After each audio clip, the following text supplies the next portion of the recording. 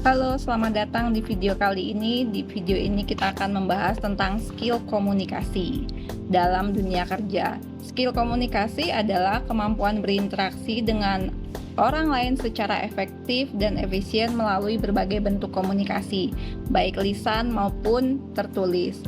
Skill ini mencakup kemampuan menyampaikan pesan dengan jelas, mendengarkan dengan baik, memahami konteks komunikasi, menggunakan bahasa yang tepat, dan membangun hubungan yang baik dengan orang lain.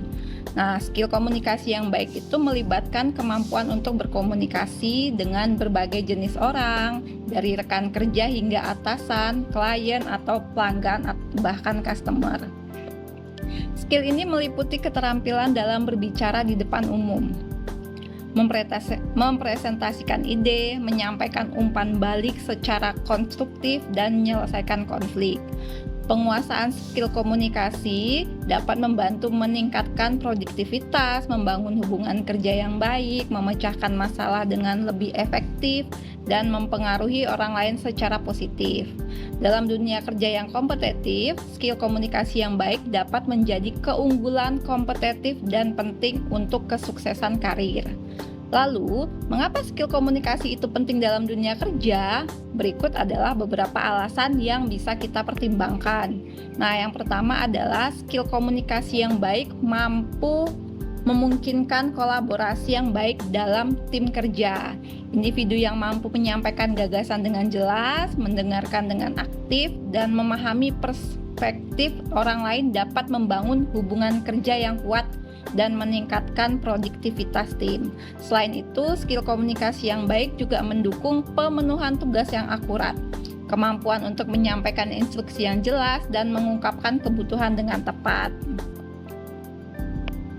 Yang kedua adalah skill komunikasi yang baik mampu meningkatkan keterampilan presentasi. Presentasi adalah salah satu bentuk komunikasi yang sering dilakukan dalam dunia kerja, baik untuk menyampaikan informasi, ide, proposal, atau laporan. Kemampuan untuk membuat presentasi yang menarik, yang informatif, dan persuasif dapat meningkatkan kredibilitas, reputasi, dan dampak individu dalam organisasi.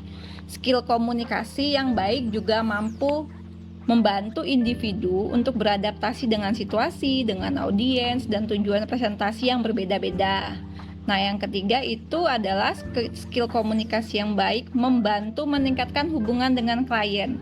Klien adalah salah satu pihak yang penting dalam dunia kerja, karena mereka adalah sumber pendapatan, sumber feedback, dan kesempatan bagi organisasi. Skill komunikasi yang baik dapat membantu individu untuk memahami kebutuhan, harapan, kepuasan klien, serta memberikan layanan yang profesional, ramah, dan berkualitas.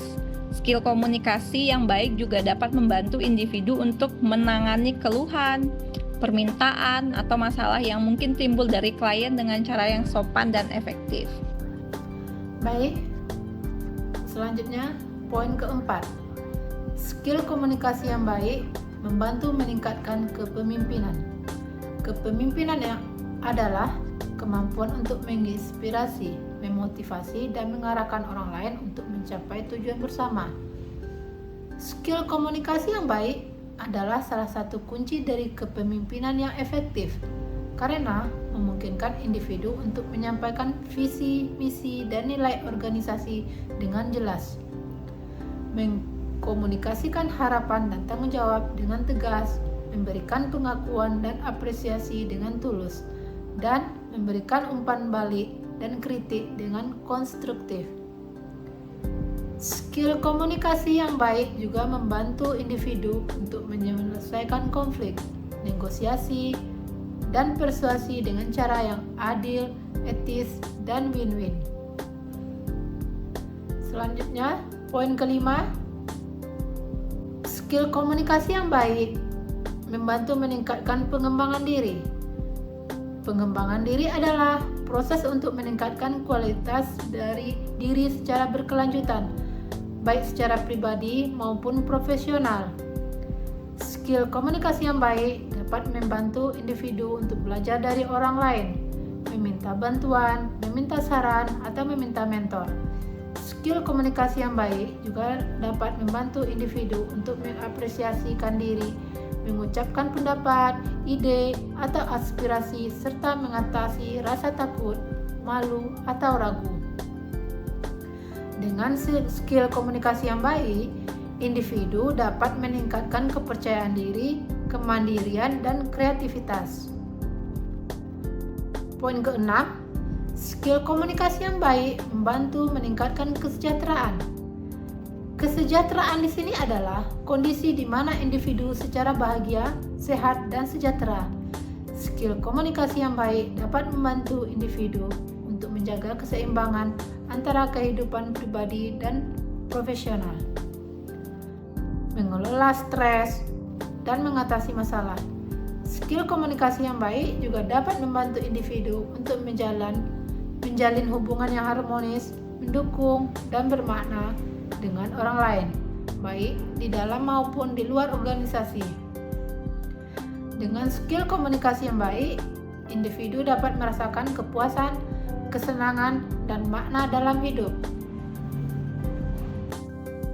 Ya, namun dalam berkomunikasi di tempat kerja, kita sering menghadapi berbagai hambatan yang dapat mengganggu proses komunikasi dan menyebabkan miskomunikasi, kesalahpahaman, atau konflik. Apa aja sih hambatan komunikasi yang umum di tempat kerja? Hambatan yang pertama adalah bahasa. Hambatan ini terjadi ketika ada perbedaan bahasa yang tidak cocok antara komunikator dan komunikan, sehingga pesan yang disampaikan tidak dapat dipahami dengan baik. Misalnya kita bekerja dengan orang asing yang tidak fasih berbahasa Indonesia, atau ketika kita menggunakan istilah teknis yang tidak dimengerti oleh orang awam. Yang kedua ada hambatan jarak. Hambatan ini terjadi ketika ada jarak fisik atau geografis antara komunikator dan komunikan, sehingga komunikasi harus dilakukan melalui media tertentu seperti telepon, email, atau video call. Yang ketiga ada hambatan budaya. Hambatan ini terjadi ketika ada perbedaan budaya, nilai, atau norma antara komunikator dan komunikan, sehingga pesan yang disampaikan dapat ditafsirkan secara berbeda atau salah.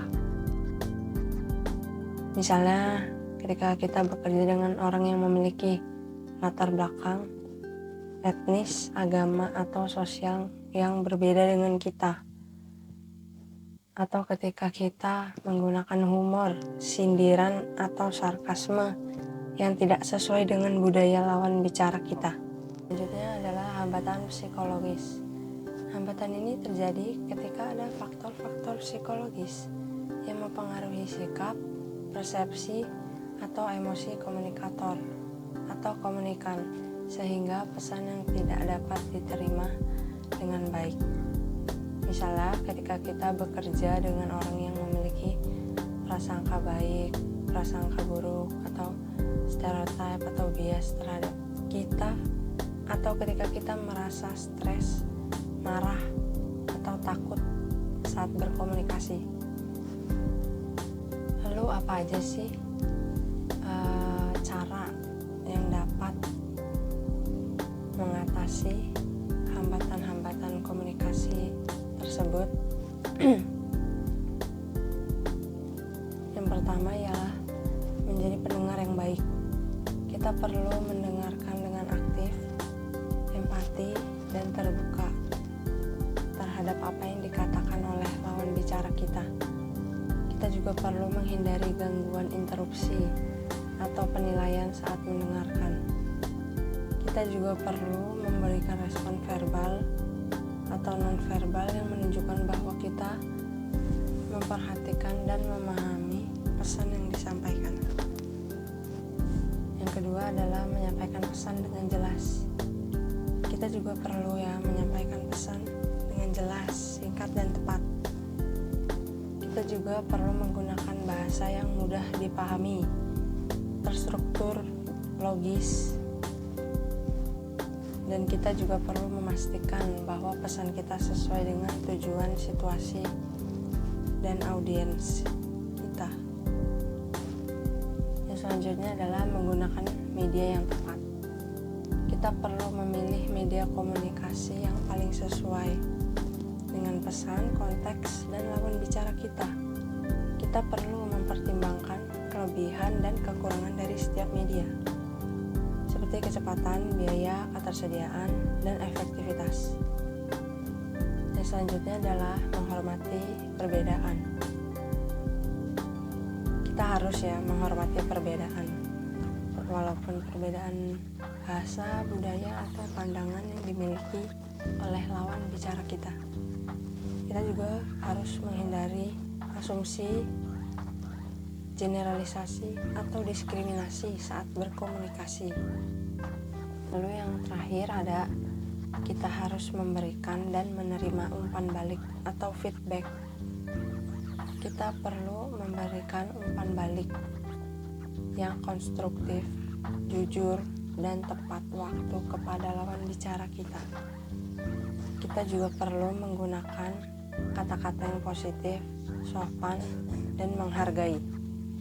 Kita juga perlu menerima umpan balik dengan rendah hati, terbuka, dan bersedia untuk belajar. Baiklah, itulah beberapa cara untuk meningkatkan skill komunikasi dan mengatasi hambatan komunikasi di tempat kerja. Dengan berkomunikasi secara efektif, kita dapat meningkatkan kinerja, kualitas, dan inovasi dalam organisasi, serta meningkatkan kerjasama, toleransi, dan harmoni dalam masyarakat. Oleh karena itu, mari kita terus belajar dan berlatih untuk meningkatkan skill komunikasi kita, agar kita dapat meraih kesuksesan dan kesejahteraan dalam dunia kerja. Terima kasih telah menyaksikan video ini. Mohon maaf bila ada kekurangan dalam penyampaian kata-kata. Wabillahi taufiq wal hidayah. Wassalamualaikum warahmatullahi wabarakatuh.